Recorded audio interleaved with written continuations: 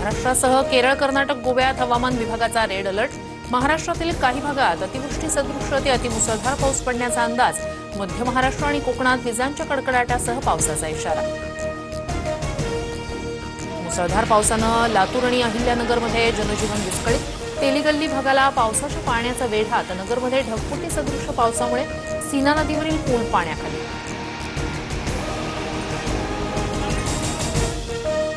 बीड, जालना, वाशिम, नांदेड, सोलापूरला जोरदार पावसाचा फटका. बार्शी तालुक्यातील तडवळे गावात घरांची पडझड तर अनेक ठिकाणी केळी, संत्रा बागेसह कांदा पिकाचंही मोठ्या प्रमाणात नुकसान. राज्यात पावसात 8 जणांचा मृत्यू. राज्य आपत्ती व्यवस्थापन विभागाचा अहवाल समोर. बचाव कार्यासाठी ठिकठिकाणी एनडीआरएफच्या 18 टीम तैनात. मृत्यूच्या दिवशी वैष्णवी हगवणेला सासरच्यांकडून मारहाण. वैष्णवीच्या अंगावर एकूण 29 जखमा. 15 जखमा मृत्यूपूर्वीच्या 24 तासातील असल्याची माहिती. ठाकरेंच्या शिवसेनेच्या महिला आघाडीनं हगवणेंच्या घरावर शेण फेकलं. पिंपरी चिंचवड शहराध्यक्षा रुपाली अल्हाट यांच्या नेतृत्वात आंदोलन. वैष्णवी हगवणे मृत्यू प्रकरणी कुटुंबियांचा निषेध व्यक्त. ठाकरे बंधू एकत्र आले तरी दोघांची ताकद काय? एकाकडे 0 आमदार तर दुसऱ्याकडे 20. उद्धव आणि राज ठाकरे युतीच्या चर्चेवर नारायण राणेंची टीका.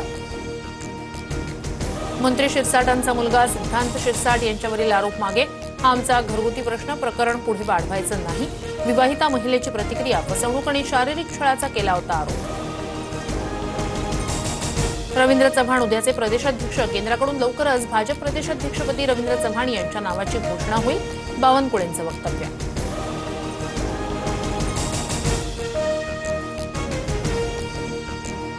ज्येष्ठ अभिनेते अशोक सराफ यांना पद्मश्री पुरस्कार प्रदान. कला क्षेत्रातील भरीव योगदानाबद्दल पद्मश्री पुरस्कारानं सन्मान.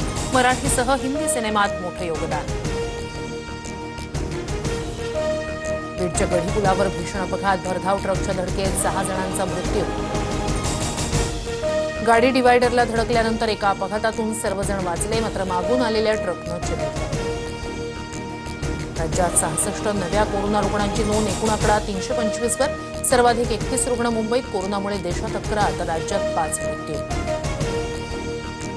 आयपीएलच्या समारोप समारंभात ऑपरेशन सिंधूच्या रिअल हिरोंचा सन्मान होणार. 3 जूनच्या अंतिम सामन्यासाठी बीसीसीआयचं तिन्ही सैन्य दल प्रमुखांना निमंत्रण. बीसीसीआयच्या उच्च अधिकाऱ्यांची माहिती.